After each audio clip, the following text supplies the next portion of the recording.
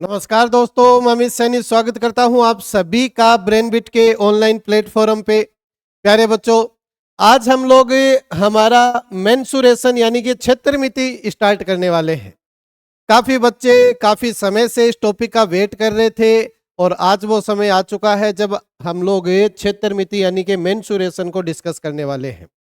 ये एक ऐसा टॉपिक होता है बच्चे जिसके अंदर बच्चों के हाथ पाँव जो है वो फूल जाते हैं, क्योंकि नॉर्मली बच्चों को बच्चे जो है वो मैथ थोड़ा सा हार्ड ही लगता है और मैथ के अंदर भी क्षेत्रमिति का टॉपिक तो बिल्कुल ही हार्ड लगता है उन बच्चों को। तो मेरी कोशिश ये रहेगी कि आप लोगों को कुछ ऐसा पढ़ाकर चला जाऊं कि आप लोगों का क्षेत्रमिति से रिलेटेड जो डर है ना वो बिल्कुल बच्चे खत्म हो जाए। काफी सारी मेहनत की है मैंने इस टॉपिक के ऊपर और इस टॉपिक को बनाने के पीछे इतनी मेहनत की है कि बच्चे आप लोगों को जब पढ़ाऊंगा ना तो आप लोगों को खुद महसूस होगा कि सर ने काफी सारी मेहनत करके बच्चे इस टॉपिक को तैयार किया है।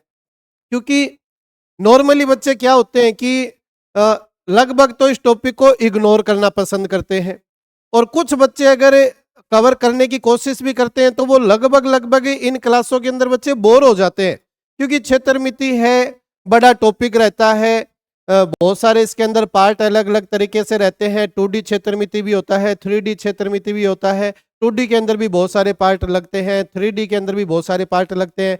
तो बच्चा इतने बड़े टॉपिक को कवर करने की कोशिश करता ही नहीं है। लेकिन आप लोग मेरे साथ जुड़े हुए हो तो बेटे छोटी सी जो गुंजाइश होती है ना आप लोगों का सिलेक्शन ना होने की, तो उस गुंजाइश को भी हम लोग बिल्कुल जड़ से खत्म कर देंगे।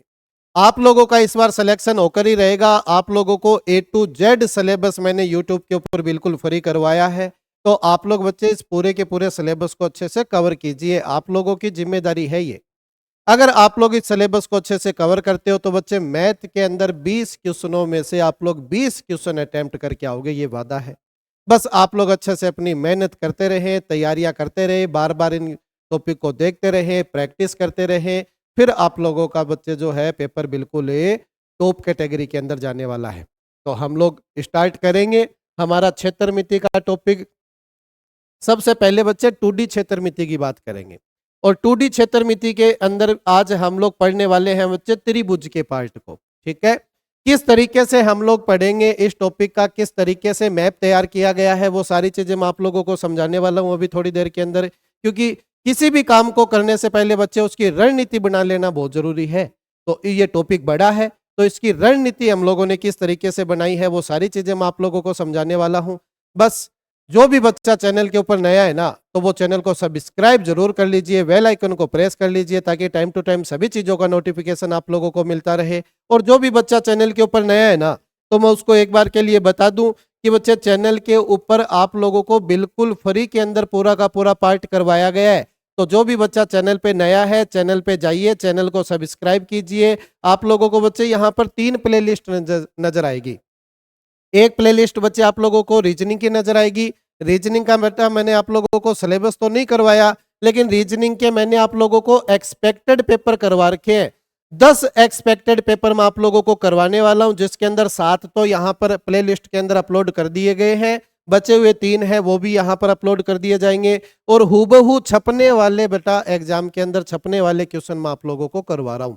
बिल्कुल इसी तरीके से आप लोगों को एग्जाम के अंदर पेपर दिखाई देगा। 20 जो क्वेश्चन आएंगे रीजनिंग के सेम इसी तरीके से दिखाई देंगे। तो सारा का सारा पार्ट बच्चे रीजनिंग का तो आप लोग यहाँ से कवर कर सकते हो। फिर रीजनिंग के बाद अगर हम लोग बात करें तो बच्चे आप लोगों को एक प्लेलिस्ट नजर आएगी एसएससी जीडी के लिए जीके जीएस की। जीके जीएस के अंदर बच्चे सारा का सारा पार्ट आप लोगों को कवर करवा दिया गया है विजय सीरीज के अंतर्गत। आप लोगों का चाहे स्टैटिक वाला पार्ट हो, चाहे करंट वाला पार्ट हो, चाहे अदर पार्ट हो, सारा का सारा पार्ट बच्चे आप लोगों को इस प्लेलिस्ट के अंदर नजर आ जाएगा। तो इस प्लेलिस्ट को आप लोग अच्छे से कवर कीजिए।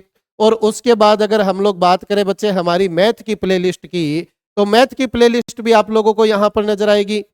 11-12 टॉपिक ऐसे हैं जो मैं आप लोगों को कवर करवा चुका हूँ। ये क्षेत्रमिति का टॉपिक बचा हुआ था बच्चे, ये भी मैं आप लोगों को आज से स्टार्ट करवा दिया गया है। आगे आने वाले कुछ एक दिनों के अंदर आप लोगों को ये कवर करवा दिया जाएगा पूर्णतया। और ऐसा करवाया जाएगा बच्चे जिसमें आप लोग बिल्कुल भी मतलब आप लोगों का जो डर है ना क्षेत्रमिति से रिलेटेड वो सारा का सारा डर जो है वो दूर हो जाएगा। इसी तरीके से बच्चे आप लोगों के लिए टॉपिक तैयार किया गया है, तो देखना इस प्लेलिस्ट को अच्छे से कवर करना बच्चे। सारे टॉपिक जो है वो अच्छे से कवर करवा दिए गए हैं, किसी भी पेड कोर्स के ऊपर जाने की जरूरत नहीं है बेटा। ऐसा पढ़ाया गया है जो आप लोगों को कंटेंट वो पेड कोर्स के अंदर भी नहीं मिलता। इस तरीके से बच्चे यूट्यूब के ऊपर पढ़ाया गया आप लोगों को, तो देख लेना, इस सारे टॉपिकों को अच्छे से कवर कर लेना। अब हम लोग आज की क्लास को स्टार्ट करते हैं। मेंसुरेशन 2D वाला पार्ट करेंगे सबसे पहले, और त्रिभुज वाला पार्ट करेंगे। थ्योरी भी करवाऊंगा, थ्योरी जरूरी है बच्चे, क्योंकि पूरा का पूरा जो टॉपिक है, पूरी की पूरी जो क्षेत्रमिति है, वो केवल फॉर्मूलों के ऊपर ही डिपेंड है।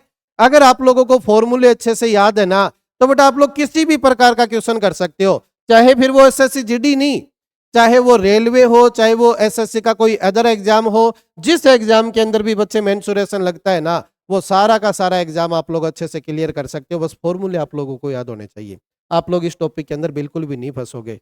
तो अभी कह रहा हूं, क्लास स्टार्ट होने से पहले अगर आप लोगों को क्षेत्रमिति के अंदर स्ट्रॉन्ग होना है, तो बेटा फॉर्मूले अच्छे से आप लोगों को याद होने चाहिए। बिना फॉर्मूलों के आप लोग बच्चे इस टॉपिक को अच्छे से कवर नहीं कर पाओगे। ठीक है बात? तो फॉर्मूले समझाऊंगा, हर एक फॉर्मूले समझाऊंगा, याद करने का तरीका भी समझाऊंगा, तो बस आप लोग लगे रहना। ठीक है, तो करते हैं स्टार्ट। सबसे पहले हम लोग बच्चे ये देख लेते हैं कि क्षेत्रमिति है क्या, क्या है क्षेत्रमिति। अब बेटा थोड़ा सा टाइम आप लोगों को देना पड़ेगा। देखिए मैं इसके अंदर इसकी पीडीएफ जो है वो अपलोड कर देता हूं, तो थोड़ा सा टाइम आप लोगों को देना पड़ेगा। बड़ी पीडीएफ है, पूरे 100 पेज की पीडीएफ है, तो थोड़ा सा टाइम तो लगेगा। ठीक है, तो कुछ क्षणों के लिए आप लोग इंतजार कीजिए, हमारी जो पीडीएफ है वो इंपोर्ट हो रही है। अब मैंने आप लोगों को बेटा जब मैथ स्टार्ट करवाई थी ना, तभी मैंने आप लोगों के लिए एक वीडियो तैयार किया था कि हम लोग मैथ को पढ़ेंगे किस तरीके से। उस वीडियो को जिन बच्चों ने अगर कवर किया था, देखा था, तो उन बच्चों को तो पता है कि मैं किस तरीके से आप लोगों को पढ़ा रहा हूं। लेकिन अगर किसी बच्चे ने नहीं देखा तो उसको जरूर देखना बच्चे। 60 दिन की रणनीति के लिए मैंने आप लोगों के लिए एक वीडियो भी बना रखा है, उसके अंदर मैंने सारी चीजें आप लोगों को समझा रखी है। फिर मैथ के बारे के अंदर, मैथ के ऊपर भी बच्चे एक वीडियो तैयार किया गया था, उसके बारे में भी मैंने सारी चीजें बता रखी है। तो उन चीजों को आप लोग कवर करते रहना। देखो क्षेत्रमिति है, क्षेत्रमिति मेंसुरेशन जिसको आप लोग बोलते हो, तो आज हमारी क्लास स्टार्ट होने वाली है। देखिए क्षेत्रमिति जो होती है बच्चे वो दो तरीके से होगी। एक आप लोगों के 2D क्षेत्रमिति होती है, और एक आप लोगों के लिए बच्चे 3D क्षेत्रमिति होती है। 2D का मतलब द्विविमीय, यानी जिनके अंदर केवल दो ही विमाएं होती है, वो होती है 2D।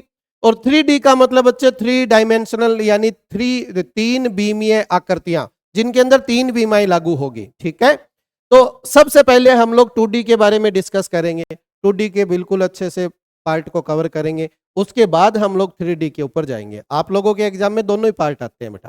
ठीक है, अब 2D के अंदर देख लो कितने टॉपिक है, 10 टॉपिक है बच्चे। तो 10 के 10 टॉपिक को हम लोग डिस्कस करेंगे अच्छे से। समबाहु त्रिभुज होता है, विषम बाहु त्रिभुज होता है, समद्विबाहु त्रिभुज होता है, समकोण त्रिभुज होता है। 4 प्रकार के तो बेटा त्रिभुज है आप लोगों के एग्जाम में, आप लोगों के सिलेबस के अंदर। फिर बच्चे चतुर्भुज की बात आ जाती है, जिसके अंदर वर्ग, वर्ग भी एक चतुर्भुज ही होता है, आयत, आयत भी एक चतुर्भुज ही होता है, वृत्त को एक बार आप लोग छोड़ दीजिए, सम चतुर्भुज भी होता है, समांतर चतुर्भुज भी होता है, और समलम चतुर्भुज भी होता है। तो फिर हम लोग चतुर्भुज के पार्ट को कवर करेंगे। और फिर एक पार्ट रहता है बच्चे व्रत का। ये चतुर्भुज तो नहीं है, लेकिन व्रत का टॉपिक भी लगता है, व्रत के टॉपिक को भी हम लोग डिस्कस करेंगे। तो इस तरीके से हम लोग 2D क्षेत्रमिति को पढ़ने वाले हैं। क्लियर है? फिर हम लोग बात करेंगे बच्चे 3D क्षेत्रमिति के बारे में, जिसके अंदर आप लोगों को केवल 5 ही टॉपिक लगते हैं, 5 ही पार्ट लगाए जाते हैं बच्चे। पहला घन है, फिर घनाभ है, फिर बेलन है, फिर शंकु है, और गोला है। गोले के साथ साथ बच्चे अर्धगोला भी हम आप लोगों को करवाने वाले हैं। ठीक है, तो इस तरीके से बच्चे ये इसका मैप तैयार किया गया है, और इस तरीके से बच्चे मेहनत की गई है ताकि आप लोगों को बोरियत महसूस ना हो। कोई भी बच्चा बच्चे बोर ना हो, बिल्कुल भी नहीं होना ही नहीं। आप लोगों को बिल्कुल दिमाग एकदम सेंटर में रखते हुए बच्चे इस टॉपिक को अच्छे से कवर करना है। ठीक है, किस तरीके से कवर करवाने वाला हूं समझ में आ चुका है। आज की क्लास के अंदर हम लोग त्रिभुज के पार्ट को पूर्ण रूप से खत्म कर देंगे। यानी एक क्लास के अंदर बच्चे में आप लोगों को समबाहु त्रिभुज, विषमबाहु त्रिभुज, समद्विबाहु त्रिभुज और समकोण त्रिभुज का पार्ट कवर करवाने वाला हूं। उम्मीद है कि एक क्लास के अंदर कवर हो जाएगा, वरना फिर बच्चे नेक्स्ट क्लास भी बना देंगे, कोई बड़ी बात नहीं है, लेकिन कवर करवाऊंगा, पूरा का पूरा टॉपिक कवर करवाऊंगा। ठीक है, समझ में आ गया? तो अब हम लोग स्टार्ट कर देते हैं बच्चे समबाहु त्रिभुज को, या फिर त्रिभुज का पार्ट को स्टार्ट कर देते हैं। देखिए, सबसे पहले आप लोगों को थ्योरी समझाने वाला हूं। इस तरीके से बेटा तैयार किया गया है सारी चीजों को, ताकि आप लोगों को देखने में भी अच्छा लगे और सारी चीजें बेटा समझ में भी आए। तो काफी सारी मेहनत करके आप लोगों के लिए चीजें बनाई गई है बेटा, तो ऐसे ही नहीं है, बहुत सारी मेहनत की गई है बच्चे इसके पीछे। तो मेहनत का फल आप लोगों को मिलना जरूरी है, ठीक है ना? तो जितनी भी मेहनत मैं कर रहा हूं, अगर आप लोग उसका 10% 20% भी कर लोगे ना, तो भी बच्चे आप लोगों की नैया पार है। ठीक है, तो सबसे पहले हम लोग त्रिभुज के पार्ट को डिस्कस करने वाले हैं। त्रिभुज के अंदर बेटा सबसे पहला त्रिभुज कौन सा है? देखिए, विषम बाहु त्रिभुज की हम लोग बात करने वाले हैं। विषम बाहु त्रिभुज होता क्या है? जिसकी तीनों भुजाएं असमान होती है। एक डायग्राम बना के आप लोगों को समझाया गया है कि विषम बाहु त्रिभुज ऐसा होगा जिनकी तीनों भुजाएं जो है बेटा वो अलग अलग होगी। अगर ये भुजा ए है, ये बी है, तो ये सी होगी। तीनों भुजाएं अलग अलग होगी, उसको विषम बाहु त्रिभुज कहते हैं। अब विषम बाहु त्रिभुज से रिलेटेड जो फॉर्मूले होते हैं उनको आप लोग अच्छे से समझिए। सबसे पहले बात आती है बच्चे परिमाप की, कि परिमाप क्या होता है। परिमाप को याद करने की जरूरत नहीं है। कैसे? परिमाप का मतलब आप लोग समझ लो कि होता क्या है। परिमाप का मतलब जब पता चल गया ना, तो बेटा ऑटोमेटिक ही चीजें याद हो जाएगी, परिमाप के फॉर्मूले। तो देखो, परिमाप क्या होता है समझना। जिस आकृति की आप लोग बात करते हो ना, उसका परिमाप क्या होता है? उस आकृति का पूरा एक चक्कर आप लोगों को लगाकर आना है। तो चक्कर लगाने के अंदर जितनी दूरी आप लोग तय करोगे ना, वही आप लोगों का परिमाप होता है। जैसे समझने की कोशिश कीजिए, मैं यहां से चलता हूं और यहां से चलता चलता मैं इस साइड चला, यहां तक गया, फिर मैं यहां तक गया और फिर मैं वापस यहां तक इसी पॉइंट के ऊपर आ गया। तो जितनी दूरी मैंने तय की है ना, जितनी दूरी तक मैं चला हूं, वही मेरा परिमाप होता है। तो सर कितनी दूरी चले हो? तीनों भुजाओं के योग के बराबर ही तो चले होंगे। तो बच्चे परिमाप क्या हो जाएगा? तीनों भुजाओं का योग जो होगा वो आप लोगों का परिमाप हो जाएगा विषम बाहु त्रिभुज के लिए। ठीक है, तो कोई भी आकृति हो, आप लोगों को उसके चारों तरफ से चक्कर लगा के आना है। चक्कर लगाने के अंदर जितनी दूरी आप लोग तय करते हो बच्चे, वही परिमाप होता है। मेरे ख्याल से आप लोग परिमाप की डेफिनेशन समझ गए। अब आप लोगों को परिमाप के अंदर कभी कोई समस्या नहीं होनी चाहिए। तो इसके अंदर तीनों भुजाएं अलग अलग है, तो तीनों भुजाओं को एक एक बार जोड़ दूंगा, परिमाप निकल कर आ जाएगा। होगी बात खत्म। अर्ध परिमाप, सर जो परिमाप होगा उसका आधा कर देंगे, वही अर्ध परिमाप कहलाएगा। और अर्ध परिमाप को हम लोग बच्चे एस से लिखते हैं, ये देख लेना आप लोग। ठीक है, एस से हम लोग अर्ध परिमाप को लिखते हैं। तो अर्ध परिमाप क्या होगा? सर जो भी परिमाप बना है केवल और केवल उसका आधा हमें करना होता है, वो अर्ध परिमाप कहलाता है। तो ए प्लस बी प्लस सी परिमाप था, बटे 2 कर देंगे, अर्ध परिमाप भी निकल कर आ जाएगा। अर्ध परिमाप का यूज हमें करना पड़ता है बार बार। ठीक है, देखो क्षेत्रफल। अब क्षेत्रफल के अंदर बच्चे लगाया क्या जाता है? ये फॉर्मूला लगाया जाता है क्षेत्रफल के अंदर। जब भी क्षेत्रफल निकालना होगा तो आप लोगों को करना क्या है? अर्ध परिमाप जो होगा वो लिख लोगे, फिर तीनों भुजाओं को अर्ध परिमाप में से घटा घटा कर लिखना होगा और आपस में गुणा करवाना होगा। ये तरीका होगा बच्चे। तो क्या है? एस, एस माइनस ए यानी पहली भुजा का अंतर परिमाप से, एस माइनस बी दूसरी भुजा का परिमाप के साथ अंतर, एस माइनस सी तीसरी भुजा का परिमाप के साथ अंतर। तीनों के अंतर को लिख के आपस में गुणा करवा देना, अर्ध परिमाप के साथ गुणा करवा देना, जो भी वैल्यू आएगी उसका अंडर रूट करवा देंगे, हमारे क्वेश्चन का आंसर आ जाएगा। तो फॉर्मूला अच्छे से याद कर लेना, s, s minus a, s minus b, s minus c और इन सभी का अंडर रूट। क्लियर है बात? फिर आगे देखिए क्या लिखा हुआ है। यदि त्रिभुज की ऊंचाई पता है तो क्षेत्रफल कैसे निकाला जाता है? 1/2 गुणा आधार गुणा ऊंचाई। ये थोड़ा सा इधर लिखा गया है, आप लोग इसको यहां मान लेना। ठीक है, आप लोग इसको बच्चे यहां पर समझना। देखो यहां से हटा दो इसको। ठीक है, यहां लिख लो इसको 1/2 आधार गुणा ऊंचाई, ये फॉर्मूला होता है। अगर आप लोगों को त्रिभुज की ऊंचाई पता है, अगर आप लोगों को त्रिभुज की हाइट पता है, तो आप लोग इस फॉर्मूले का यूज मत करो। क्या फॉर्मूला लगता है बच्चे? 1/2 आधार। आधार क्या बनेगा? जिसके संगत ऊंचाई आप लोगों को पता होगी।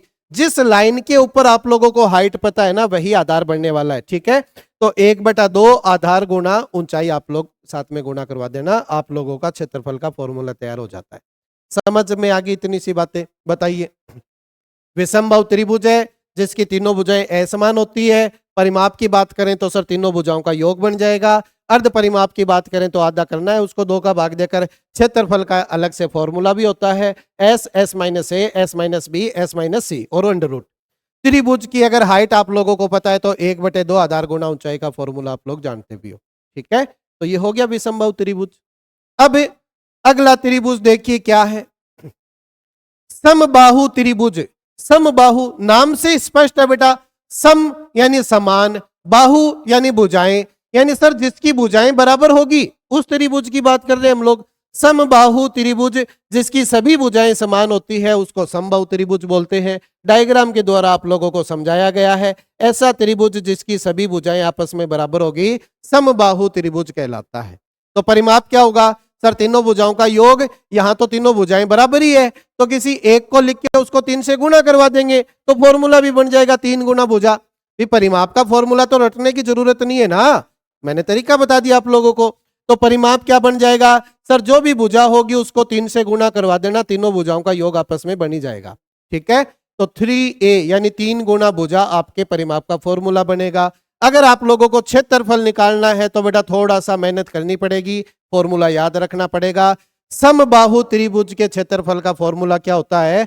√3/4 गुणा में भुजा की स्क्वायर। √3/4 गुणा में भुजा की स्क्वायर, ये समबाहु त्रिभुज के क्षेत्रफल का फॉर्मूला होता है। ऊंचाई की अगर मैं बात करूं, हाइट की अगर मैं बात करूं, तो देखिए यहीं से बना लेंगे, इसी से बना लेंगे। भी याद करने का तरीका बता रहा हूं, डायरेक्ट याद होता है किसी बच्चे को तो वैसे ही कर सकता है वो, लेकिन थोड़ा सा लिंक करवा लो कि सर क्षेत्रफल के फॉर्मूले में √3/4 गुना में भुजा की स्क्वायर थी। अब आप लोगों को करना क्या है, यहां से 2 का भाग देना है। ऐसे मान लो 2 का भाग देना है, तो 2 का भाग दूंगा तो सर ये 2 कट जाएगा, यहां पर केवल 2 आ जाएगा। इसमें भी अगर 2 का भाग दे रहा हूं तो इस 2 को हटा दूंगा मैं, है तो स्क्वायर। ठीक है ना, लेकिन हम लोग तो याद करने का तरीका देख रहे हैं। तो सर यहां से भी 2 गायब कर दिया, इसमें 2 बार था, एक बार गायब कर दिया तो 2 आ गया। तो बेटा ये फॉर्मूला नहीं बना क्या? √3/2 गुना में भुजा, √3/2 गुना में भुजा। इस तरीके से याद करोगे तो याद हो जाएगा, वरना फिर सीधा रट लो। √3/2 गुना में भुजा, ये बच्चे इसकी ऊंचाई का फॉर्मूला होता है। अगर आप लोगों को समबाहु त्रिभुज की हाइट अगर निकालनी है, ऊंचाई अगर निकालनी है, तो बच्चे ये फॉर्मूला होता है √3/2 गुना में भुजा। याद हो गया होगा अब तक तो। क्षेत्रफल क्या होता है? √3/4 गुना में भुजा की स्क्वायर। अब सर इससे इसी का फॉर्मूला बनाना है, 2 काटूंगा, इधर से स्क्वायर हटा दूंगा, √3/2 गुना में भुजा। ये लो, याद हो गया। अंतःवृत्त की त्रिज्या। अंतःवृत्त का मतलब समझ लो, अंत अंदर की साइड, वृत्त वृत्त तो समझते ही हो, यानी अंदर की तरफ अगर कोई वृत्त होगा और उसकी त्रिज्या अगर हमें निकालनी होगी तो सर कैसे निकालेंगे? फॉर्मूला तो ठीक है, समझने की कोशिश करना। ये एक त्रिभुज है सर, इसके अंदर की तरफ एक हम लोगों ने अंतःवृत्त बना दिया, हमें इसकी त्रिज्या चाहिए, हमें यहां से लेकर यहां तक की वैल्यू चाहिए। ठीक है ना, हमें यहां से लेकर यहां तक की बच्चे वैल्यू चाहिए, ये वैल्यू आप लोगों को चाहिए, इसकी त्रिज्या आप लोगों को निकालनी पड़ेगी। तो बेटा इसकी त्रिज्या निकालनी पड़ेगी। और अंतःवृत्त का मतलब क्या होता है?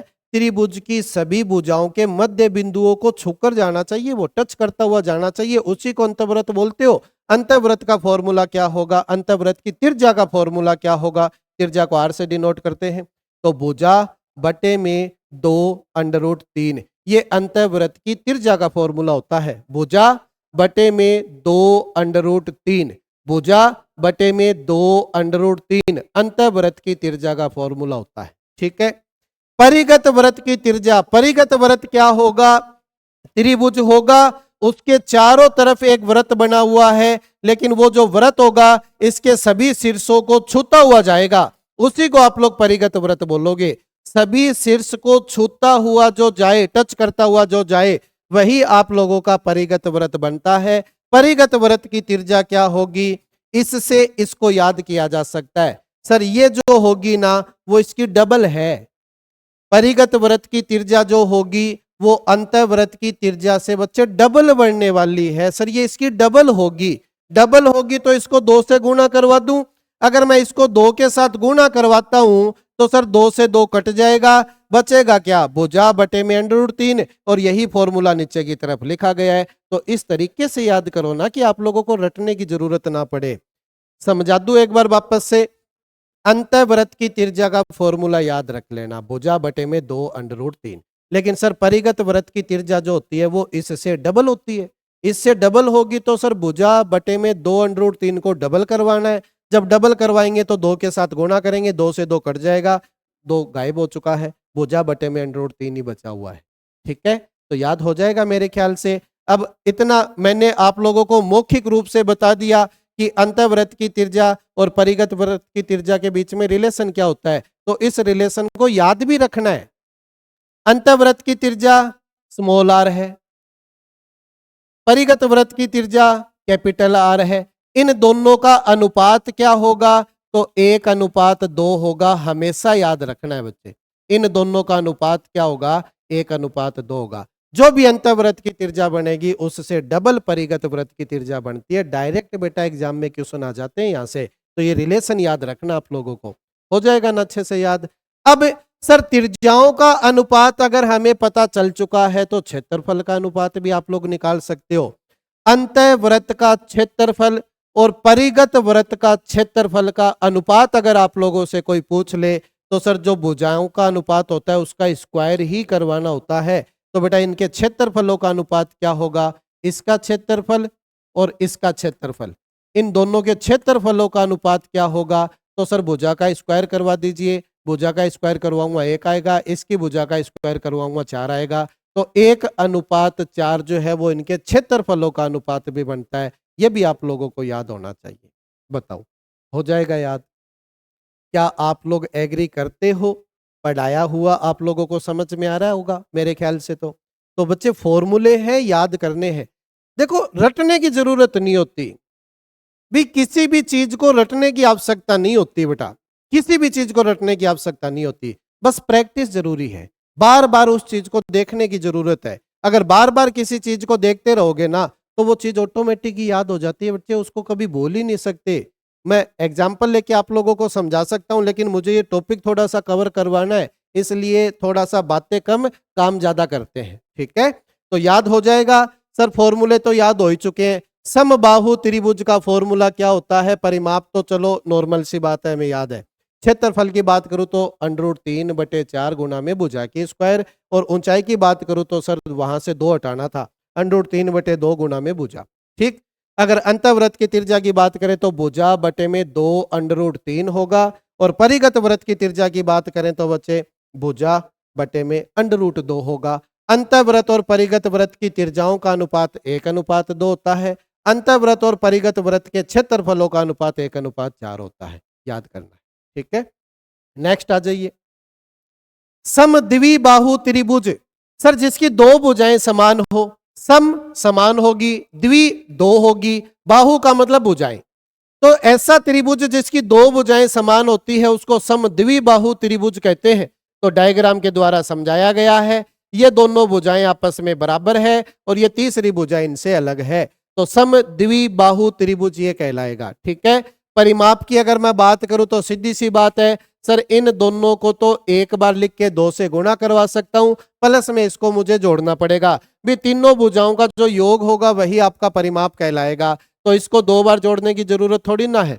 2a एक बार लिख के 2 से गुणा करवा दिया तब भी 2 बार जुड़ी, प्लस में b आ चुका है, तीसरी भुजा आ चुकी है, तो परिमाप निकालने में तो समस्या आई नहीं, 2a + b बन जाएगा। क्षेत्रफल की अगर मैं बात करूं तो बेटा फॉर्मूला याद करना पड़ेगा आप लोगों को, देख लेना अच्छे से क्या है, b/4। b क्या है वो देखना, b जो है वो अलग, दोनों से जो अलग है ना वो भुजा b है। a दोनों बराबर है, लेकिन सर ये तीसरी भुजा जो अलग है वो है, तो जो भुजा अलग है वो बटे में 4, अंडर रूट में क्या है 4a² - b² आप लोगों को करना है। क्षेत्रफल का फॉर्मूला है ये। क्या? b/4 अंडर रूट में 4a² माइनस b² आप लोगों को याद रखना पड़ेगा। ये किसका है? ये समद्विबाहु त्रिभुज के क्षेत्रफल का फॉर्मूला है। अगर आप लोगों को इसकी हाइट निकालनी पड़े, अगर आप लोगों को इसकी ऊंचाई निकालने की जरूरत पड़े, हाइट निकालने की जरूरत पड़े, तो यहीं से फॉर्मूला बन जाएगा। बस केवल और केवल इसकी जगह 1/2 लिखना है, बाकी सारी चीजें बेटा सेम है। 4a² minus b², 1/2 under root में 4a² माइनस b² आप लोगों को याद करना पड़ेगा। मेरे ख्याल से चीजें ठीक है, चीजें याद होने लगी। याद नहीं हुई तो बेटा याद करना है। याद करोगे तो चुटकियों के अंदर बच्चे क्वेश्चनों को उड़ाओगे, लेकिन अगर चीजें याद नहीं हुई ना तो फिर चुटकी वुटकी बजाना भूल ही जाओगे, ये देख लेना। तो ठीक है बात। नेक्स्ट आ जाते हैं समकोण त्रिभुज। 3 त्रिभुज समझा चुका हूं अच्छे से। समकोण त्रिभुज हर एक बच्चे को पता है समकोण त्रिभुज क्या होता है। जिसमें एक कोण 90 डिग्री का होगा उसको हम लोग समकोण त्रिभुज बोलते हैं। ये एंगल 90 डिग्री का बनने वाला है और 90 डिग्री के सामने वाली भुजा को ही हम लोग हमेशा कर्ण बोलते हैं, याद रखना। 90 डिग्री के सामने वाली भुजा हमेशा कर्ण होती है। 90 डिग्री के सामने वाली भुजा सबसे लंबी भुजा कहलाती है। समकोण त्रिभुज की बात कर रहा हूं, 90 डिग्री के सामने वाली भुजा को कर्ण बोलोगे। 90 डिग्री के सामने वाली भुजा ही सबसे लंबी भुजा होती है और कर्ण ही सबसे लंबी भुजा होती है। फिर चाहे आधार इसको मान लेना, चाहे लंब इसको मान लेना, चाहे आधार इसको मान लेना, चाहे लंब इसको मान लेना, बच्चे कोई फर्क नहीं पड़ता, ठीक है। लेकिन कर्ण क्या होता है? 90 डिग्री के सामने वाली भुजा ही कर्ण मानी जाती है हमेशा, बस इतना याद रखना, ठीक है। हो जाएगा। लंब को बच्चे परपेंडिकुलर यानी P से डिनोट करते हैं, आधार यानी बेस यानी B से डिनोट करते हैं, कर्ण यानी हाइपरटेनियस है H से डिनोट हम लोग करते हैं इसको, ठीक है। तो अब आ जाइए फॉर्मूले के ऊपर। क्षेत्रफल का फॉर्मूला सर वही होगा जो विषमबाहु त्रिभुज के अंदर हमने लगाया था। जब ऊंचाई हमें पता थी तो हमने एक फॉर्मूला लगाया था, 1/2 गुणा आधार गुणा ऊंचाई। लगाया था कि नहीं लगाया था? वही फॉर्मूला लग जाएगा, क्योंकि इसकी हाइट आप लोगों को पता है। इसका जो लंब होगा वही बच्चे इसकी हाइट बनने वाला है। इसका जो लंब होगा वही हाइट बनेगा। तो कर लो 1/2 आधार गुणा ऊंचाई, ऊंचाई ही इसका लंब है, तो 1/2 आधार गुणा लंब इसका फॉर्मूला बन गया। फॉर्मूला वही है 1/2 आधार गुणा ऊंचाई, लेकिन इसमें लंब ही इसकी ऊंचाई कहलाता है, तो 1/2 आधार गुणा लंब, ठीक है। बात हो जाएगा अच्छे से याद क्षेत्रफल। बस एक चीज ये आप लोगों को याद रखनी पड़ेगी बेटा, कोई भी समकोण त्रिभुज होगा ना तो उसके अंदर ये चीज लागू होती है। अगर कोई भी एक समकोण त्रिभुज है तो उसके अंदर ये चीज तो होगी होगी बेटा। क्या है समझना अच्छे से, क्या है ये चीज तो हर एक समकोण त्रिभुज में लागू होगी कि कर्ण का अगर स्क्वायर होगा वो किसके बराबर होगा? आधार के स्क्वायर प्लस में लंब के स्क्वायर के दोनों के योग के बराबर कर्ण का स्क्वायर बनता है। इसी को आप लोग पाइथागोरस थ्योरम बोलते हो। पाइथागोरस नाम का कोई साइंटिस्ट था, वैज्ञानिक था, उसने बच्चे इसको तैयार किया था, उसी ने इसकी खोज-वोज की थी, इसको बनाया था, उसी के नाम पे पाइथागोरस थ्योरम आप लोग पढ़ते हो, ठीक है। तो कर्ण का स्क्वायर बराबर आधार का स्क्वायर प्लस लंब का स्क्वायर होता है, हमेशा याद रखना, ठीक। यहीं से आप लोगों के ट्रिपलेट भी बनते हैं। ट्रिपलेट के बारे में आप लोग जानते होंगे सर। समकोण त्रिभुज की तीनों भुजाओं के जो अनुपात होते हैं, जो रेशियोज होते हैं, उनको हम लोग ट्रिपलेट बोलते हैं, या फिर इन भुजाओं के जो मान होते हैं उनको हम लोग ट्रिपलेट बोलते हैं। तो ट्रिपलेट की बात भी करेंगे। अब आ जाइए नेक्स्ट चीज के ऊपर, अंतःवृत्त की त्रिज्या। अंतःवृत्त की त्रिज्या यानी सर कोई समकोण त्रिभुज है, उसके अंदर एक वृत्त बना रखा है, लेकिन किस तरीके से बना रखा है? इस कि तीनों भुजाओं के बिंदुओं को या बीच वाले पॉइंटों को छूकर जाएगा, इस तरीके का एक त्रिभुज होगा, सॉरी वृत्त होगा, जिसको हम लोग अंतःवृत्त बोलते हैं। तो अंतःवृत्त की त्रिज्या निकालने का फॉर्मूला क्या है? लंब और आधार को जोड़ देना, कर्ण को घटा देना, बटे में 2 करवा देना। तो लंब प्लस आधार माइनस कर्ण बटे 2 इसके अंतःवृत्त की त्रिज्या का फॉर्मूला होता है, याद रखना है। सर परिगत वृत्त की त्रिज्या का फॉर्मूला क्या होता है? देखो रटने की जरूरत नहीं है, समझाया जा सकता है। क्या सर? परिगत वृत्त है, तीनों शीर्षों को छूकर जाएगा, वो परिगत वृत्त है। इस वृत्त का केंद्र कहां पर होगा बच्चे? इस वृत्त का केंद्र जो होगा ना वो इसके कर्ण के बिल्कुल मध्य पॉइंट के ऊपर होगा। कर्ण के बिल्कुल बीच वाले पॉइंट के ऊपर इसका केंद्र बनेगा। इस वृत्त का केंद्र कहाँ होगा? कर्ण के बिल्कुल मध्य में होगा। तो सर त्रिज्या तो निकालनी है। त्रिज्या क्या होती है? केंद्र से लेकर परिधि तक की दूरी। ठीक है, तो सर ये क्या होगा? इस कर्ण का आधा नहीं बनेगा क्या? बिल्कुल बनेगा, यही तो फॉर्मूला है। कर्ण बटे 2, हाइपोटेनियस बटे 2, कर्ण का आधा करवा दो, परिगत वृत्त की त्रिज्या निकलकर आ जाएगी। रटने की जरूरत नहीं है, दिमाग में छाप लो इस डायग्राम को। कितनी सारी मेहनत की गई होगी बच्चे, समझ सकते हो, केवल आप लोगों को समझाने के लिए, केवल आप लोगों को अच्छा पढ़ाने के लिए बच्चे सारी मेहनत की गई है। इसीलिए तो टाइम लगा है, इतने दिनों बाद क्लास मिल रही है आप लोगों को, वरना मैथ का जो लास्ट टॉपिक था वो मैं कम से कम 1 हफ्ते पहले आप लोगों को कवर करवा चुका हूँ। तो 1 हफ्ते का गैप देना जरूरी था, इसको बनाना भी जरूरी था। इसी तरीके से तैयार किया गया, सारी चीजें आप लोगों को समझ में आ जाए और आप लोग बोर भी ना हो, पढ़ने में भी अच्छा लगे और समझ में भी आ जाए सारी चीजें। तो इसलिए बच्चे टाइम लगा था। समझ गए होंगे अब तो आप लोग। तो मेहनत की गई है बिल्कुल अच्छे से, तो उस मेहनत का बच्चे फल आप लोगों को मिल जाए, बस यही आशा करते हैं। तो समझ गए क्या सारे के सारे फॉर्मूले? एक बार रिवाइज करवा दूं क्या? हाँ, पीछे से आवाज आ रही है सर, रिवाइज करवा दो एक बार। देखो, त्रिभुज है, विषम बाहु त्रिभुज है, परिमाप में तो कोई समस्या नहीं है सर, तीनों भुजाओं को जोड़ना ही परिमाप कहलाता है, तो जोड़ देंगे। अर्ध परिमाप, सर जो परिमाप होगा उसका आधा भी कर देंगे, लेकिन ऐसे से लिखते हैं। क्षेत्रफल की बात करेंगे तो सर ये फॉर्मूला हमें तैयार करना पड़ेगा, याद करना पड़ेगा। परिमाप है, फिर s minus a, s minus b, s minus c, और सबका एक साथ में अंडर रूट भी करवाना पड़ेगा। ठीक है, यदि त्रिभुज की ऊंचाई आप लोगों को पता है तो फॉर्मूला आप लोग जान गए होंगे, 1/2 आधार गुणा ऊंचाई। ठीक है, नेक्स्ट आ जाओ। समबाहु त्रिभुज यानी सर जिसकी सभी भुजाएं समान होगी, परिमाप तो हम लोग कर ही लेंगे, कोई दिक्कत नहीं है। क्षेत्रफल की बात करें तो √3/4 गुणा में भुजा की स्क्वायर। ठीक है, ऊंचाई की अगर मैं बात करूं तो वही 2 का भाग देना था, √3/2 गुणा में भुजा, ये आप लोगों का फॉर्मूला बनेगा हाइट का। अंतःवृत्त की त्रिज्या सर भुजा बटे में 2√3 फॉर्मूला लगाएंगे। परिगत वृत्त की त्रिज्या इससे डबल होगी तो नीचे वाला 2 हटा देंगे, तो भुजा बटे में √3 आपके फॉर्मूला बन जाएगा। रिलेशन आप लोगों को बता ही चुका हूं, अंतःवृत्त की त्रिज्या और परिगत वृत्त की त्रिज्या का अनुपात होता है 1:2, यानी ये डबल बनती है। क्षेत्रफल की बात करें तो भुजाओं का ही स्क्वायर आप लोगों को करवाना होगा। सर भुजा का स्क्वायर करवाऊंगा 1 आएगा, सॉरी त्रिज्या का स्क्वायर करवाऊंगा 1 आएगा, त्रिज्या का स्क्वायर करवाऊंगा 4 आएगा, तो क्षेत्रफलों का अनुपात 1:4 बनता है। ठीक है, नेक्स्ट आ जाइए।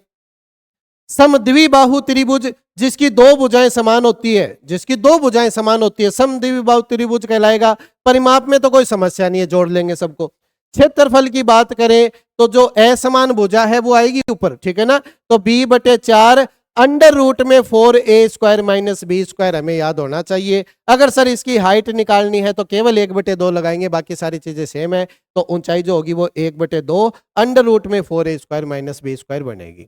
ठीक है, तो समद्विबाहु त्रिभुज भी हो चुका है। अब समकोण त्रिभुज की बात करते हैं। एक त्रिभुज है जिसके अंदर 90 डिग्री का कोण होता है, समबाहु त्रिभुज कहलाता है। 90 डिग्री के सामने वाली भुजा को कर्ण भी बोला जाता है, वही सबसे लंबी भुजा होती है। तो क्षेत्रफल की बात करें तो सर वो हाइट वाला फॉर्मूला लगाएंगे, 1/2 आधार गुणा ऊंचाई, ऊंचाई की जगह लंब लिखना है, बस बात खत्म। कर्ण बराबर आधार, कर्ण का स्क्वायर बराबर आधार का स्क्वायर प्लस लंब का स्क्वायर, हर बच्चे को पता है। तो अंतःवृत्त की त्रिज्या निकालने का फॉर्मूला हमें याद करना पड़ेगा। लंब है, प्लस में कर्ण आधार है, माइनस में कर्ण बटे 2 है, याद हो जाएगा। परिगत वृत्त की त्रिज्या याद करने की जरूरत नहीं है, नॉर्मल डायग्राम समझो, अच्छे से याद हो जाएगा। सर कर्ण का आधा बनता है, कर्ण का आधा बनता है परिगत वृत्त की त्रिज्या, तो h/2 हम लोग फॉर्मूला लगा सकते हैं। ठीक है, हो गया सब कुछ। अब कुछ एक बच्चे ट्रिपलेट है, अब कुछ एक इन तीनों भुजाओं के मान है जो मैं आप लोगों को समझाने वाला हूं। ट्रिपलेट होंगे, याद करने पड़ेंगे, अगर याद कर लिए तो बच्चे नैया पार है, बहुत जगह यूज होगा, बहुत जगह यूज होगा, समझना। कुछ एक महत्वपूर्ण ट्रिपलेट है। ट्रिपलेट का मतलब क्या होगा? समकोण त्रिभुज की तीनों भुजाओं के मान है बच्चे ये। ठीक है, तो देखो, एक भुजा अगर 5 है, एक भुजा अगर 12 है, तो सबसे बड़े वाली भुजा का मान क्या होगा? 13 होगा, यानी सर कर्ण 13 होगा। तो 5, 12, 13 एक ट्रिपलेट बनता है, याद रखना है, दिमाग में बैठा लेना है। 7, 24, 25 भी एक ट्रिपलेट बनता है, यानी सर ये तीनों भुजाएं भी समकोण त्रिभुज बनाएगी। ठीक है, एक भुजा अगर 7 है, एक भुजा 24 है, तो कर्ण जो होगा वो हमेशा 25 ही होगा। ठीक है, तो 8, 15, 17 भी आप लोगों का ट्रिपलेट बनता है। 9, 40, 41 भी आप लोगों का ट्रिपलेट बनता है। 10, 24, 26 भी ट्रिपलेट बनता है। मोस्ट इंपॉर्टेंट होगा, बहुत जगह यूज में लोगे, रट लेना इसको। 10, 24, 26, एक और है ऐसा सही, 7, 24, 25। सर दोनों में थोड़ा सा फर्क है, देखो थोड़ा सा फर्क है। यहां 7 है, 24, 25 लिखा गया है। यहां 10 है, 24, 26 लिखा गया है। 24, 25 के साथ भी बनता है, 24, 26 के साथ भी बनता है। 26 किसके साथ बनाएगा? बड़े वाले के साथ, 10 वाले के साथ। ठीक है, तो याद करना है बेटा इनको। 11, 60, 61, 12, 35, 37 याद कर लेना।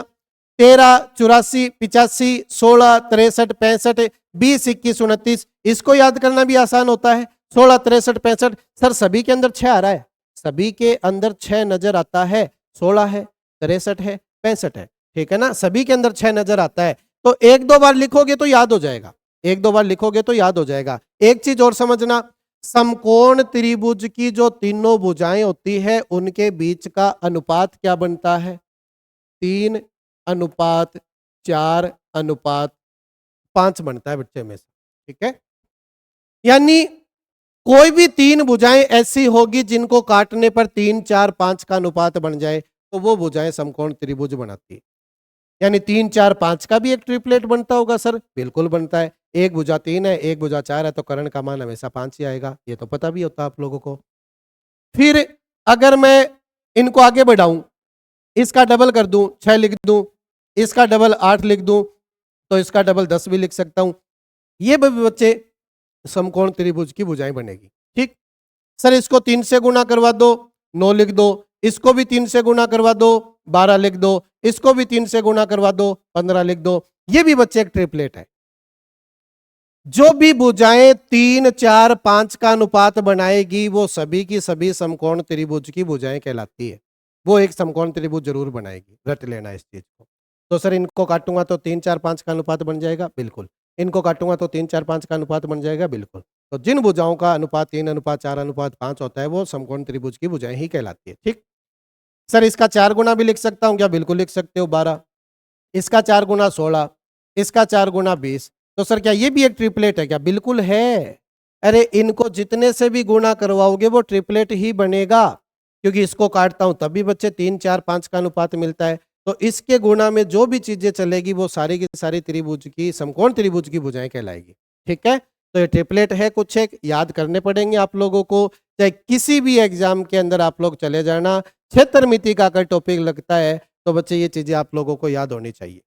ठीक है, बार बार इन चीजों को देखोगे तो याद होगी, एक बार दिमाग के ऊपर लोड मत लेना, धीरे धीरे बच्चे याद होगी सारी की सारी चीजें। ठीक है, समझ गए? कर देते हैं क्वेश्चन की शुरुआत। सारी चीजें दिमाग में सेट हो चुकी होगी अभी तक आप लोगों को। मैं बार बार फॉर्मूले फिर से आप लोगों को रिवाइज करवाता रहूंगा साथ ही साथ, हर एक क्वेश्चन के साथ, ताकि आप लोगों को चीजें याद हो जाए। मैं बार बार कह रहा हूं कि बार बार चीजों को देखने से चीजें याद होती है बच्चे।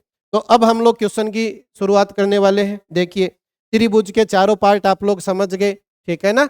तो सारे के सारे त्रिभुज के ऊपर जो मिक्स क्वेश्चन आते हैं वो बात कर लेते हैं उनकी। देखो क्या है क्वेश्चन बच्चे, समझना। एक त्रिभुज का क्षेत्रफल ज्ञात करना है जिसका आधार तो 7 सेंटीमीटर है और उसकी संगत ऊंचाई जो है वो 82 सेंटीमीटर है। सर आधार दे दिया, ऊंचाई भी दे दी। ऊंचाई देते ही सर हमारी आंखें चमक गई। ऊंचाई देता है तो हम लोग फॉर्मूला लगाते हैं, फिर कोई सा भी त्रिभुज हो 1/2 आधार गुना ऊंचाई, यही फॉर्मूला लगाते हो। तो बच्चे क्षेत्रफल का फॉर्मूला लगा देना। क्या फॉर्मूला लगाओगे? 1/2 आधार गुना ऊंचाई।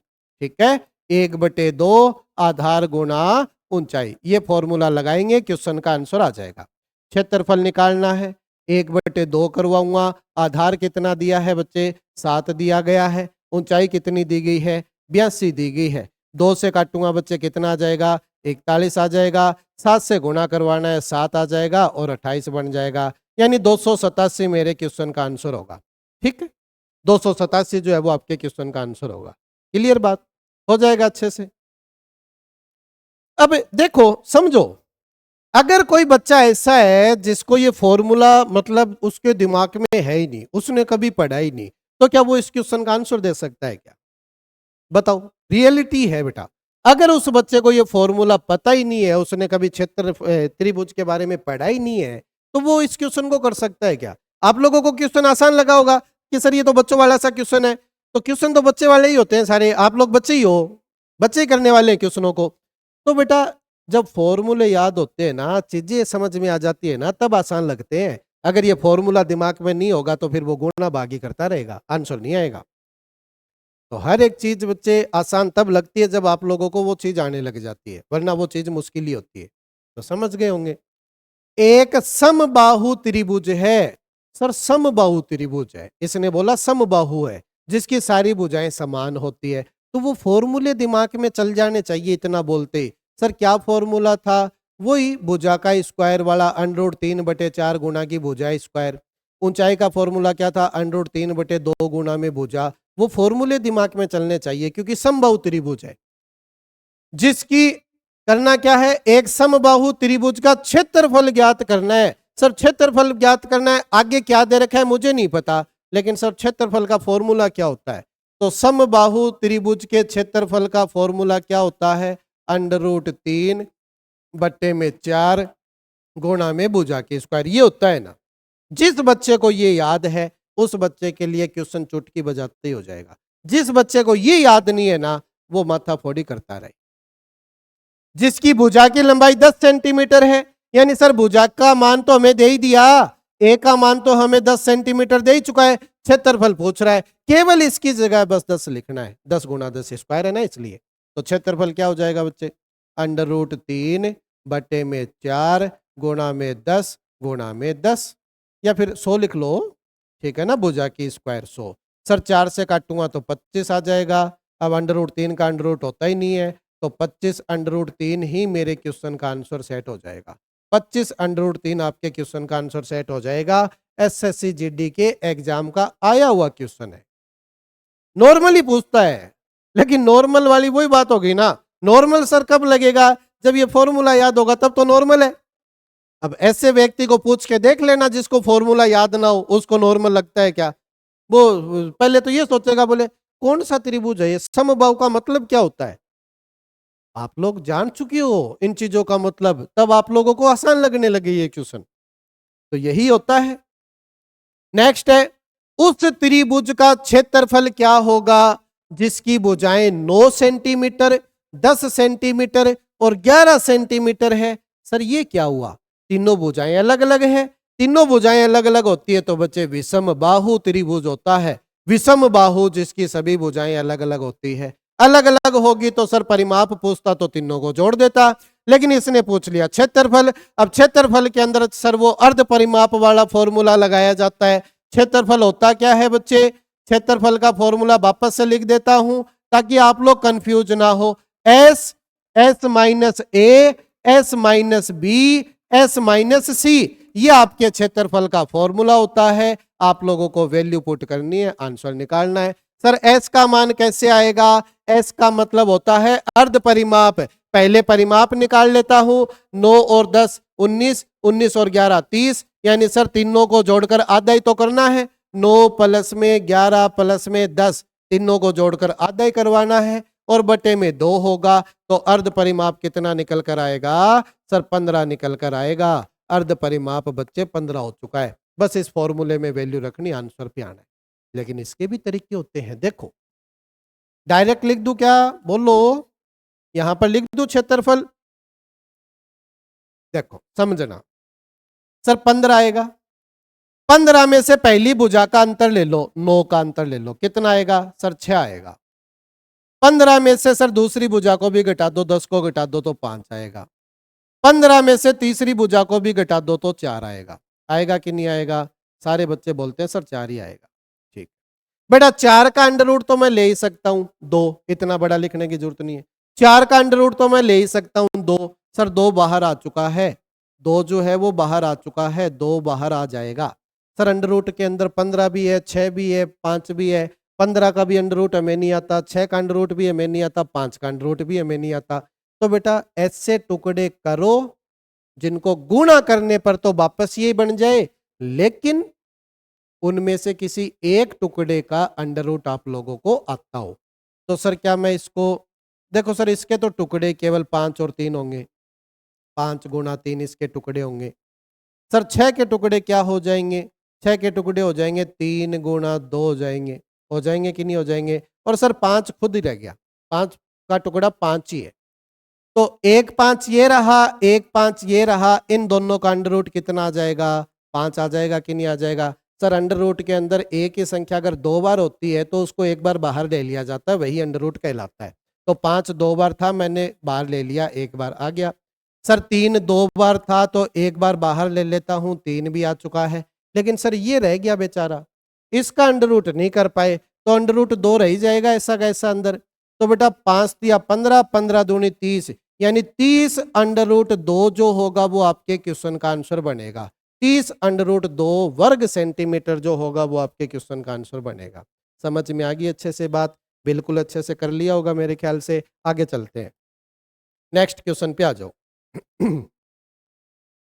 देखो उस त्रिभुज का क्षेत्रफल क्या है जिसकी भुजाएं 3, 5 और 6 सेंटीमीटर है? बेटा पीछे वाले क्वेश्चन है ना सेम, बस केवल वैल्यू चेंज की है ना यहाँ पर। तो विषमबाहु त्रिभुज है, तीनों भुजाएं आप लोगों को दे रखी है, अर्ध परिमाप निकालो और क्षेत्रफल निकालो। आप लोग वीडियो को पॉज करो एक बार, पॉज करने के बाद में इसके आंसर पे पहुंचने की कोशिश करो, फिर आप लोग देख लेना कि मैंने जो बताया वही आपके क्वेश्चन का आंसर सेट होता है क्या। ठीक है, तो आप लोग इसको करने की कोशिश करना, मैं करवा देता हूं, आप लोग वीडियो को पॉज करके ट्राई कर सकते हो।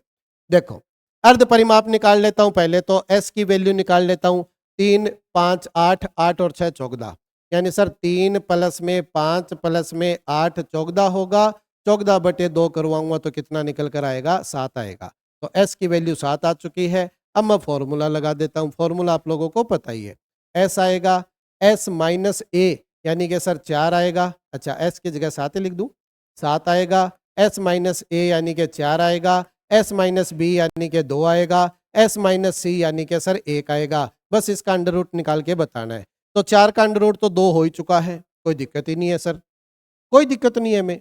4 का अंडर रूट तो 2 हो ही चुका है, लेकिन सर 7 दूनी 14, 14 का तो कोई अंडर रूट ही नहीं होता, तो 14 को ऐसा का ऐसा रख दो। और 14 के टुकड़े भी तो नहीं कर पाओगे ना जिसका अंडर रूट आप लोग जानते हो।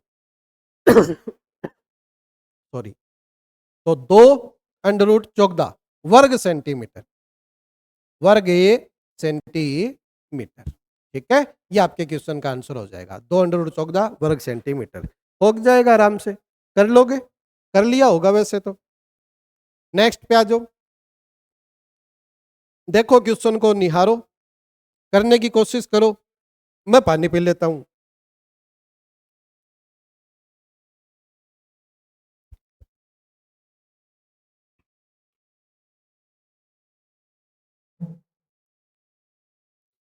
देखो उस त्रिभुज का क्षेत्रफल ज्ञात करना है जिसका परिमाप तो 110 सेंटीमीटर है, यानी तीनों भुजाओं का योग 110 आएगा, और जिसकी भुजाएं 2 4 5 के अनुपात में है। सर 2 4 5 के अनुपात में, इसका मतलब तीनों भुजाएं अलग अलग तो होगी, और तीनों भुजाएं अगर अलग अलग होगी तो सर इसका मतलब विषमबाहु त्रिभुज होगा। तो बेटा विषमबाहु त्रिभुज की जानकारियां देके बैठा है। विषमबाहु त्रिभुज के 2 क्वेश्चन अभी हम लोगों ने किए, तो कर लेंगे, आसान हो जाएगा। परिमाप दे रखा है सर, तो अर्ध परिमाप कितना हो जाएगा? यहां लिख लो, अर्ध परिमाप कितना हो जाएगा? सर अर्ध परिमाप हो जाएगा 110 बटे में 2। कितना हो जाएगा बच्चे? 55। यानी सर एस की वैल्यू हमें पता चल चुकी है, 55 आएगी। तीनों भुजाओं का अनुपात आप लोगों को दे रखा है 2 अनुपात 4 अनुपात 5। आप लोग तीनों भुजाएं बना सकते हो, 2x बना सकते हो, या फिर भुजाएं क्यों बना रहे हो आप लोग? ऐसे देखो सर, अर्ध परिमाप जो है वो 55 निकल कर आया है, और परिमाप हमें 110 दे रखा है। तो अगर मैं तीनों भुजाओं को यही मानकर चलूं, पहली भुजा 2, दूसरी भुजा 4, तीसरी भुजा 5, तो सर इन तीनों का योग कितना आएगा? इन तीनों का जो योग होगा वो तो आएगा सर, देखो कितना, 5 4 9 और 2 11, इन तीनों का योग 11 आया। लेकिन हमें कितना दे रखा है? 11 का मतलब, 11 का मतलब सर 110 दे रखा है, तो 1 का मतलब कितना होगा? क्या 10 नहीं होगा? क्या 1 का मतलब 10 होगा? सर 1 का मतलब अगर 10 होगा तो फिर अर्ध परिमाप का मतलब क्या होगा? अर्ध परिमाप क्यों निकालें, फिर भुजाएं ही निकाल लेते हैं, क्या दिक्कत है? तीनों भुजाएं निकाल लो आप लोग, अर्ध परिमाप से मतलब ही क्या आप लोगों को? फिर वो फॉर्मूले में काम में लेंगे, बाद की बात है। सर 1 का मतलब 10 है, तो ये भुजा कितनी बनेगी? ये बनेगी 20। ये भुजा कितनी बनेगी? सर ये भुजा बन जाएगी 40 और ये भुजा कितनी बन जाएगी? 50। यानी सर तीनों भुजाएं पता चल चुकी है और सर अर्ध परिमाप भी पता चल चुका है। अब तो मैं क्षेत्रफल आसानी से निकाल सकता हूँ। क्षेत्रफल का फॉर्मूला लिख सकते हो डायरेक्ट। सर अर्ध परिमाप में से पहली भुजा को घटाकर लिख दो, कितना आएगा बच्चे? 30 आएगा। 35 आएगा, 35 आएगा, 35 होगा, गुणा सर 35, 55 में से 40 घटाकर लिख दो, 15 भी आएगा, और 55 में से 50 घटाकर भी लिख दो, 5 आएगा। ठीक है, 5 आएगा बच्चे, 5। इनका अंडर रूट चाहिए। अब सर अंडर रूट तो 5 का भी नहीं पता, 15 का भी नहीं पता, 35 और 55 का भी नहीं पता, तो तोड़ो। तोड़ने का तरीका, सर 11 गुणा 5 में तोड़ सकता हूं ना? बिल्कुल तोड़ सकते हो बेटा, कोई मना नहीं करेगा। 11 गुणा 5 में तोड़ सकता हूं। सर इसको 5 गुणा 7 में तोड़ सकता हूं क्या? बिल्कुल तोड़ सकते हो। सर इसको 5 गुणा 3 में तोड़ सकता हूं क्या? बिल्कुल तोड़ सकते हो। और सर ये तो 5 है ही, देखो ये तो खुद ही 5 है, ये तो खुद अपने आप में 5 है। तो इन दोनों 5 में से एक 5 बाहर आ जाएगा, इन दोनों 5 में से भी एक 5 बाहर आ जाएगा। फिर बचेगा क्या? सर 11 गुणा 7, 11 7 77, 7 गुणा 3 अंडर रूट में ये बच जाएगा। देखो 11 गुणा 7 गुणा 3, 5 गुणा 5 25, यानी सर 25 वाला आंसर होगा। इनको और गुणा करवा लो। 11 गुणा 7 77, 77 गुणा 3 कितना होता है? 221 होता है क्या? सॉरी 231 बनेगा। 77 गुणा 3 कितना बनेगा? 231। तो आपके क्वेश्चन का आंसर हो जाएगा 25 अंडर रूट में 231 वर्ग सेंटीमीटर। ठीक है, तो ये आपके क्वेश्चन का आंसर आएगा। एग्जाम का ही है, ऐसे ही नहीं है बेटा, एग्जाम का क्वेश्चन है, देख लेना। ठीक है, कर सकते हो आराम से। टुकड़े करने बेटा 3 क्वेश्चनों के अंदर समझा चुका हूं। भी ऐसी संख्या है जिनका अंडर रूट नहीं पता तो ऐसे करवा लो, कोई बड़ी बात नहीं है। आगे देखो, एक त्रिभुज का क्षेत्रफल 1470 वर्ग सेंटीमीटर है। यदि इस त्रिभुज का आधार उस आधार के संगत ऊंचाई का 3/5वां भाग है तो त्रिभुज की ऊंचाई आप लोगों को ज्ञात करनी है। एक चीज हमेशा याद रखना बेटा, मैं बार बार समझा चुका हूं, दो नाम होते हैं, दो नाम होते हैं, उनके बाद में आप लोगों को कोई एक भिन्न देगा, ऐसे जैसे 3/5 इसमें दे दी। दूसरे वाले नाम का मतलब हमेशा ये बना लो और पहले वाले नाम का मतलब हमेशा ये बना लो। तो इसने क्या बोला है समझना, यदि इस त्रिभुज का आधार, यदि इस त्रिभुज का आधार उस आधार के संगत ऊंचाई का, संगत ऊंचाई का 3/5 है, यानी सर ऊंचाई 5 बन जाएगी, आधार 3 बन जाएगा। दिक्कत है किसी बच्चे को? होनी तो नहीं चाहिए। तो आधार है 3, ऊंचाई है 5। ठीक है, तो एक त्रिभुज का क्षेत्रफल उसने दे रखा है 1470 वर्ग सेंटीमीटर और हमसे पूछी है बच्चे उसकी ऊंचाई। तो सर फॉर्मूला लगाते हैं। ऊंचाई जब पता होती है तो फॉर्मूला क्या लगाते हो बेटा? सर 1/2 आधार गुणा ऊंचाई, यही तो फॉर्मूला लगाते हैं हम लोग। और इसका जो मान निकालोगे तो कितना निकल कर आएगा? सर 1470 आना चाहिए, क्योंकि क्षेत्रफल का फॉर्मूला होता है, क्षेत्रफल हमें उसने दे रखा है। तो लगा दो ना बेटा 1/2। सर आधार कितना है? 3। अब गुणा करवा रहे हो, गुणा अगर करवा रहे हो तो डायरेक्ट 3 मत लिख देना, 3x लिखना पड़ेगा। ठीक है ना, इतना तो समझते हो। सर 3x, ऊंचाई कितनी है? 5x है, बराबर में कितना है? 1470 है, बराबर में कितना है? 1470 है। तो काटो बच्चे इसको, 5 से उड़ा दू, पहले मैं 5 से उड़ा देता हूं। 5 दूनी 10, 5 निम 45 और 5 चौके 20। अब 3 से उड़ा देता हूं, 3 से काट देंगे, 3 निम 27 और 3 8 24। सर 2 से इसको गुणा करवा दो, x गुणा x हो जाएंगे, यानी x का स्क्वायर बन जाएगा, बराबर 2 गुणा 98 बन जाएगा, यानी 196 बन जाएगा। तो x की वैल्यू कितनी निकल कर आएगी? सर 14। इधर से स्क्वायर हटाऊंगा तो इसका अंडर रूट करूंगा, x की वैल्यू 14 निकल कर आ चुकी है। तो सर ये 3x था, ये 5x था, हमें पूछा क्या है, ऊंचाई पूछा है। ऊंचाई कितनी है, 5x। x का मतलब 14 है, तो 5 गुना 14 यानी 70। ठीक है, 5 गुना 14 यानी क्या, 70। तो 70 बनेगी बच्चे ऊंचाई। ऊंचाई कितनी आ जाएगी, 70 आएगी। अरे एक चीज बेटा, दिमाग हम लोगों ने लगाया नहीं, दिमाग लगाते तो इतना सब कुछ करने की जरूरत भी नहीं पड़ती। क्या, देखो सर, आधार और ऊंचाई का अनुपात ही आया है 3 और 5।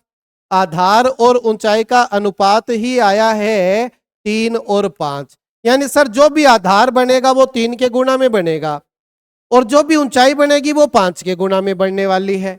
तो ऐसी संख्या ही आंसर होगी जो 5 से कट सके। 63 5 से नहीं कटता, 72 5 से नहीं कटता, 69 भी 5 से नहीं कटता, केवल और केवल क्या करता है, 70। तो डायरेक्ट भी आंसर आ सकता था।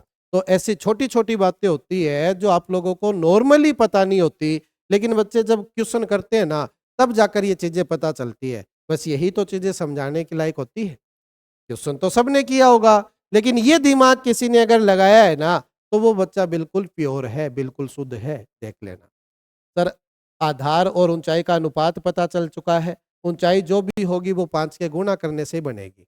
तो 5 के मल्टीपल को चेक कर लो, केवल 70 है, आंसर आ गया डायरेक्ट। ठीक, एग्जाम का ही क्वेश्चन था, ऑप्शन भी चेंज नहीं किए गए।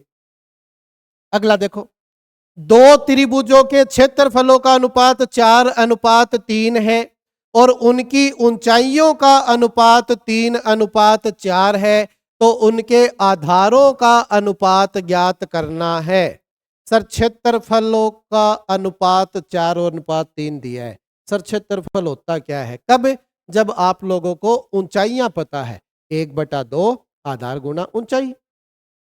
यानी सर पहले वाले का क्षेत्रफल कितना बनेगा, 1/2 आधार गुणा ऊंचाई, आधार गुणा ऊंचाई, इसका आधार पहले वाले का और इसी की ऊंचाई पहले वाले की।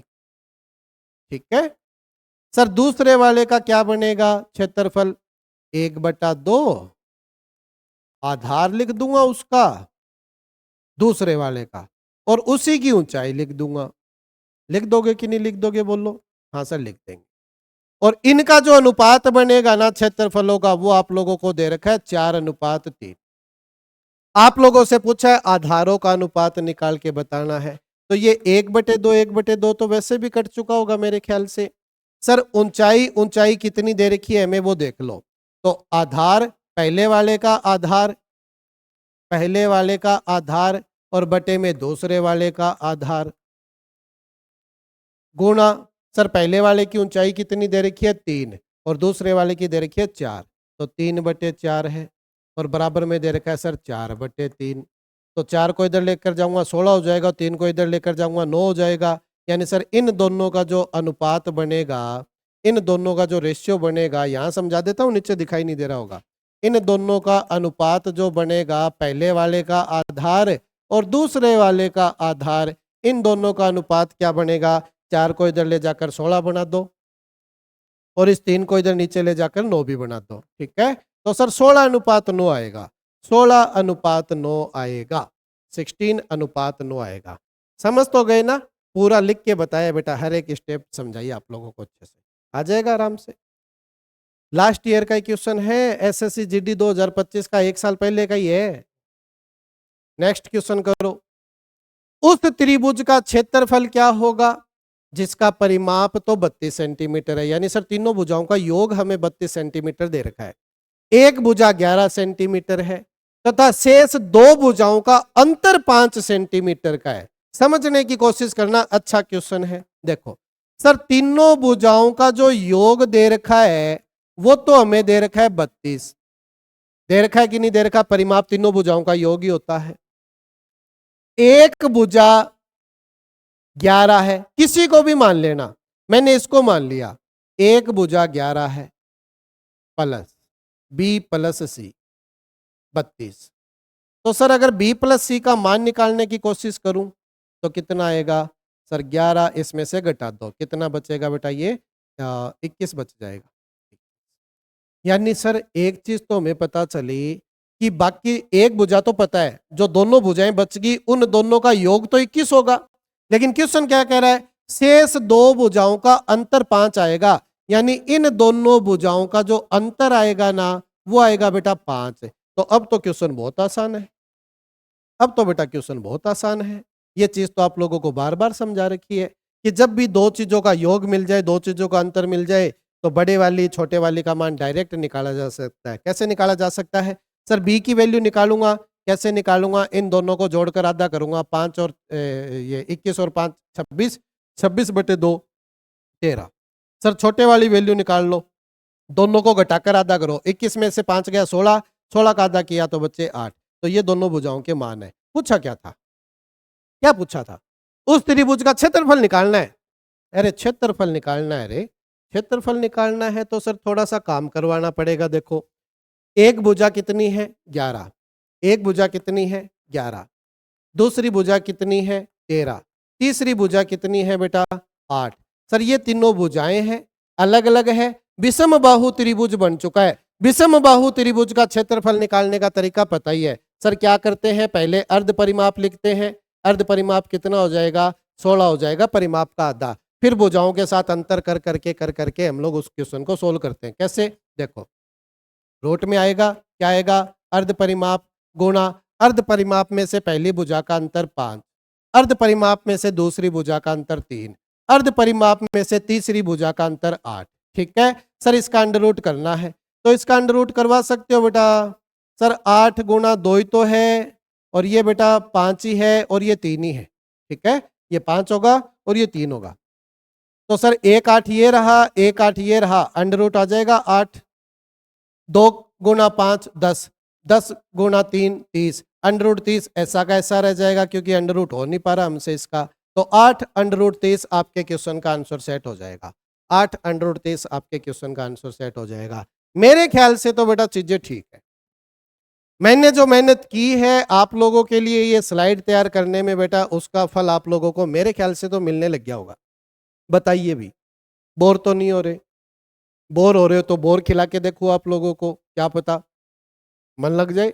मन लगाना पड़ेगा बच्चे, मन तो आप लोगों को लगाना पड़ेगा इसके अंदर। ठीक है, तो हो जाएगा आराम से।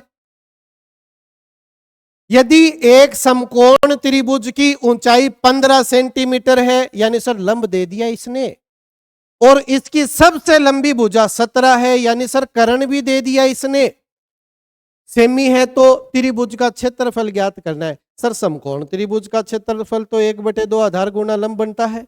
समकोण त्रिभुज का क्षेत्रफल क्या बनता है बच्चे? सर 1/2 आधार गुणा लंब। ऊंचाई की जगह क्या लिखोगे? लंब लिखना पड़ेगा। ठीक है, लंब। सर दोनों चीजें दे रखी है क्या? ऊंचाई दे रखी है, लंब भी दे रखा है, तो डायरेक्ट फॉर्मूला लगाएंगे। 1/2, ऊंचाई कितनी? 15, लंब कितना? ओहो, लंब नहीं दिया रे बच्चे, सबसे लंबी भुजा दी है 17, कर्ण दे दिया बच्चे। तो क्या कोई ट्रिपलेट बनता है क्या 15 17 का? बनता तो है, याद भी करवाया था। गौर से देखोगे तो बेटा चीजें जरूर समझ में आएगी। कहाँ चले गए? ये रहे। सर एक भुजा 17 है, एक भुजा 15 है, तो एक भुजा 8 बनती है, नहीं बनती? तो बच्चे इनको याद कर लेना ताकि चीजें आसान हो जाए। अगर बाई चांस ये चीज याद ना रही, भूल गए, क्या पता दिमाग से निकल जाए, तो बेटा निकालने का तरीका भी है, निकालने का तरीका भी होता है। समझ लेना वापस से कैसे निकालोगे। निकालने के तरीके भी होते हैं बच्चे, ऐसे थोड़ी ना है सारी चीजें। देखो, कर्ण का मान निकालना तो बता ही दिया ना, कर्ण का स्क्वायर बराबर आधार का स्क्वायर प्लस लंब का स्क्वायर। लेकिन अगर आप लोगों को कर्ण पता है और एक भुजा पता है, दूसरी भुजा निकालनी है, तो दूसरी भुजा कैसे निकलेगी? जैसे ऊंचाई पता है, लंब निकालना है। अगर आप लोगों को लंब निकालना है तो कैसे निकालोगे? कर्ण के स्क्वायर में से घटाओगे। क्या घटाओगे? जो पता है वो घटाओगे, ऊंचाई का स्क्वायर घटाओगे। ठीक है, अगर फिर अंडर रूट करवाना जरूरी होगा। अगर आप लोगों को ऊंचाई ही निकालनी पड़े, बाई चांस लंब दे रखा हो, ऊंचाई पूछ ले, तो बेटा घटेगा तो देखो कर्ण के स्क्वायर में से ही। कर्ण के स्क्वायर में से क्या घटाओगे? सर जो पता है वो घटाएंगे। ऊंचाई निकाल रहा हूं तो लंब तो पता होगा ना मुझे, तो लंब का स्क्वायर घटाएंगे। ये लो, अंडर रूट करवाना जरूरी होगा। तो कर्ण कितना है? 17, 17 का स्क्वायर लिख देना, माइनस सर ऊंचाई कितनी है 15, 15 का स्क्वायर लिख देना, 17 के स्क्वायर में से 15 का स्क्वायर घटा देना, फिर जो भी बचेगा अंडर रूट करवा देना, 8 निकल कर आएगा, यानी 64 बनेगा, 64 का अंडर रूट 8 होगा। ठीक, वैसे डायरेक्ट याद रख सकते हो, तो कितना लिख दूं, 8 लिख, ठीक है। 2 से काटूंगा 4 बनेगा, 15 चौके 60 आएगा, यानी सर 60 वर्ग सेंटीमीटर मेरे क्वेश्चन का आंसर हो जाएगा, 60 वर्ग सेंटीमीटर। क्षेत्रफल हमेशा वर्ग में चलता है, दो चीजों के गुणा होने से बनता है क्षेत्रफल, ठीक है, इसलिए वर्ग लिखा जाता है। ठीक, तो वर्ग सेंटीमीटर आएगा, हो जाएगा। नेक्स्ट क्वेश्चन, समकोण समद्विबाहु त्रिभुज का कर्ण 8 अंडर रूट 2 है, तो क्षेत्रफल ज्ञात कीजिए। बेटा क्वेश्चन देखो कितना मस्त है, समकोण है यानी सर 90 डिग्री का एंगल है, समद्विबाहु भी होगा यानी सर दो भुजाएं समान भी होगी उसकी, और त्रिभुज है, समकोण है और समद्विबाहु है यानी दो भुजाएं समान भी है उसकी।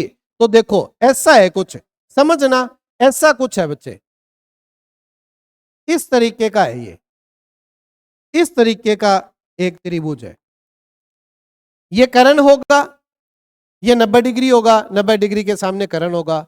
सर ये दोनों भुजाएं जो है ना, ये दोनों जो भुजाएं है ना वो बराबर है इसकी, और समकोण है, कर्ण है।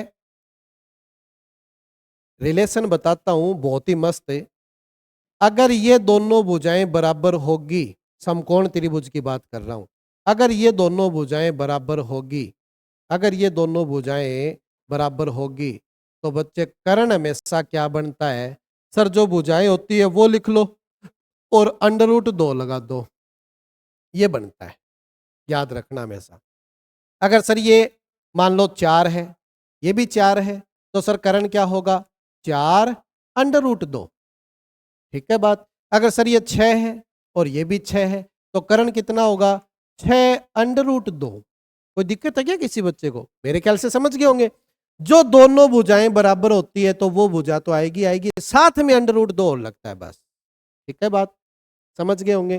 तो सर दिमाग में तो आ गई बातें। तो बेटा क्या है देखना, क्या बोला है, समकोण समद्विबाहु त्रिभुज है जिसका कर्ण यानी सर ये 8 अंडर रूट 2 है, तो क्षेत्रफल ज्ञात करना है। अरे 8 अंडर रूट 2 है, 8 अंडर रूट 2 है, और सर हमें पता है कर्ण जो होता है वो होता क्या है, भुजा अंडर रूट 2 बनता है। अगर ये दोनों भुजाएं बराबर है तो वो लिखूंगा, अंडर रूट 2 लगाऊंगा तब बनता है।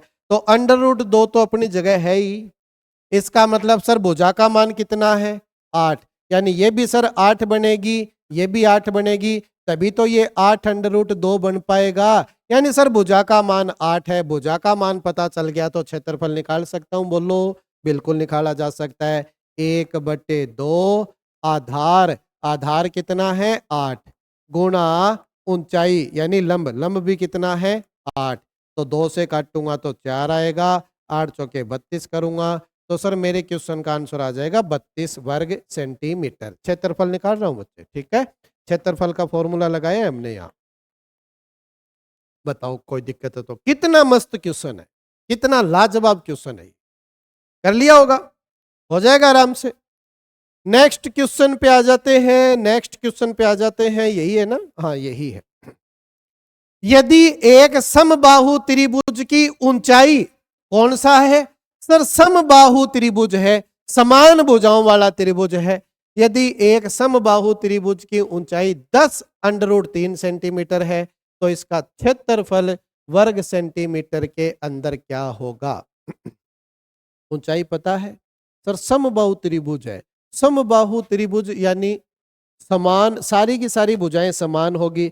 सर समबाहु त्रिभुज की ऊंचाई का फॉर्मूला आपने बताया तो था कि जो क्षेत्रफल का फॉर्मूला होता है उसमें 2 का भाग लगा दो, वो फॉर्मूला बनता है। फॉर्मूला लिखवा रहा हूं, समबाहु त्रिभुज की ऊंचाई का फॉर्मूला क्या होता है, याद रखना पड़ेगा बच्चे, अंडर रूट 3 बटे में 2 गुणा में भुजा, ये ऊंचाई का फॉर्मूला होता है। और सर इसकी ऊंचाई हमें अगले ने दे रखी है, कितनी दे रखी है, इसकी वैल्यू कितनी दे रखी है सर, 10 अंडर रूट 3 दे रखी है।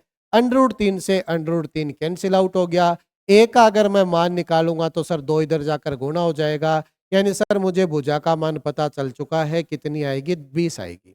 भुजा का मान अगर पता चल चुका है तो क्षेत्रफल भी निकाला जा सकता है। सर क्षेत्रफल होता क्या है? समबाहु त्रिभुज का क्षेत्रफल क्या होता है? √3 बटे में 4 गुणा में भुजा का स्क्वायर। बस इसके अंदर भुजा की वैल्यू ही तो पुट करनी है। √3 लगेगा बटे में 4 लगेगा। सर भुजा कितनी है? 20, तो 20 का स्क्वायर कितना होता है बच्चे? 400। डायरेक्ट भी लिख सकते हो 20 गुना 20, या 400 भी लिख सकते हो, ठीक है।